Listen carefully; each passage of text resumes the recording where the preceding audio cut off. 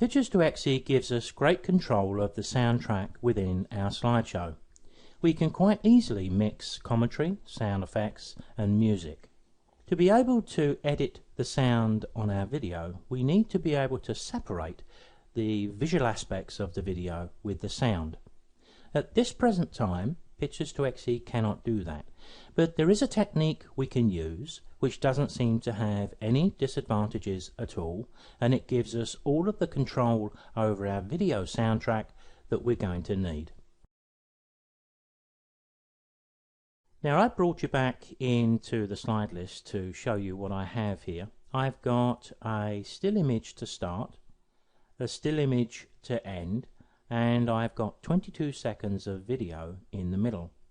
But we're going to have a problem here with the sound. If I take you back to the timeline now, although I've created a 5-second fade in of the video, I do not get a 5-second fade in of the sound. Now, we need to have a listen to this because it's going to start quite abruptly and it sounds rather awful, to be honest. So I'm going to press play.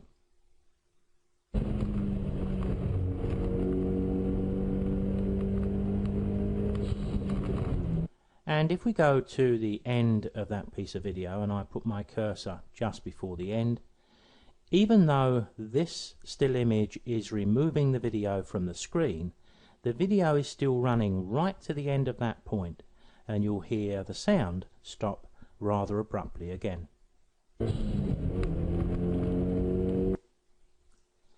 Now that isn't acceptable, and it's something we need to deal with. Now I'm going to recreate what I did for a slideshow some time ago. I'm going to move my cursor over that area and drag it up a little bit. I need a bit of space at the bottom because I'm going to drag down the piece of music that I used, but I'm going to pull the volume right down low just so that we can hear it, but it's not going to impact too much on what we're trying to demonstrate. So even with our music track in place, we're still going to hear quite an unacceptable start to the video sound. Let me press play here and we'll listen to that once more. So we've got to deal with that. Here's how it's done. Select the video, go to your Objects and Animation screen and the Properties tab and mute the audio on the video. What we're going to do is we're going to add the video again, but we're going to add it as though it's a piece of audio. So we can do that by going to the project options. I'm going to go to my audio section. I'm going to add a track. I don't want to add the sound to the Rockabilly Holiday. I want a separate track, and I'm going to add an audio file. But when I go to the folder that contains everything, I can't see anything. All I can see is the piece of music.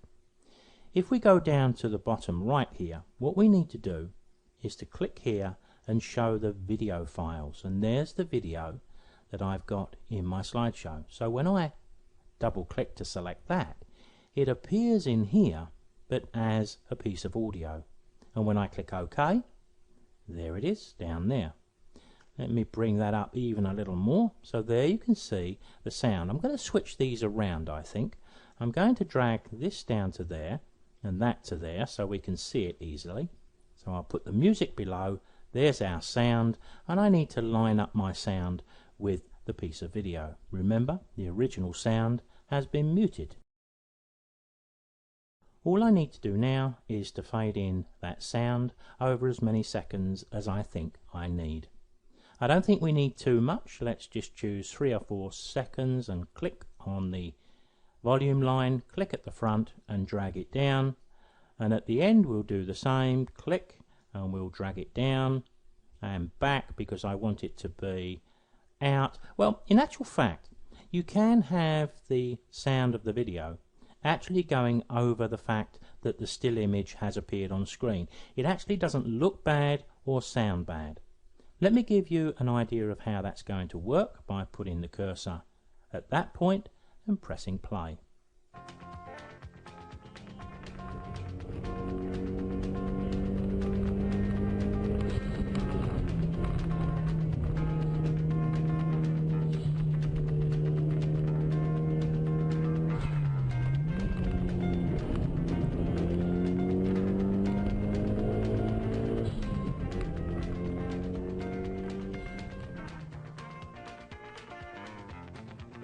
and I hope you'll agree that sounded pretty good and was pretty easy to do.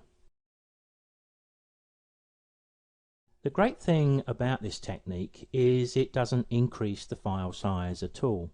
Although we appear to have added our video twice, in fact we haven't.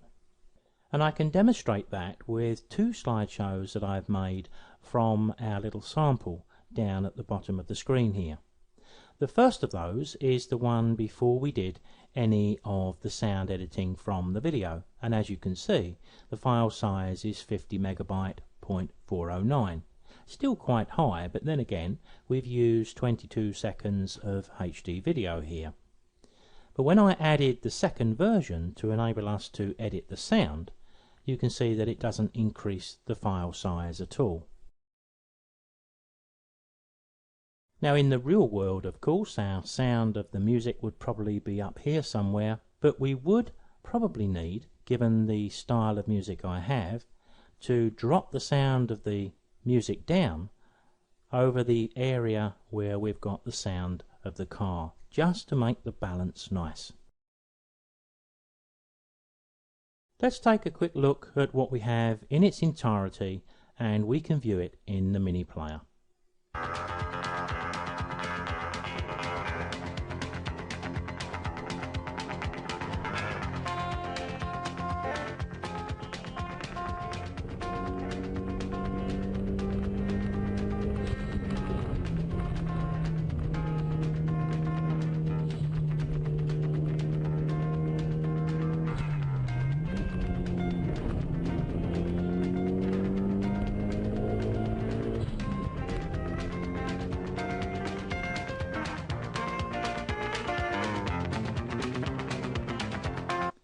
And you just spent 22 seconds going around the Nürburgring in Germany.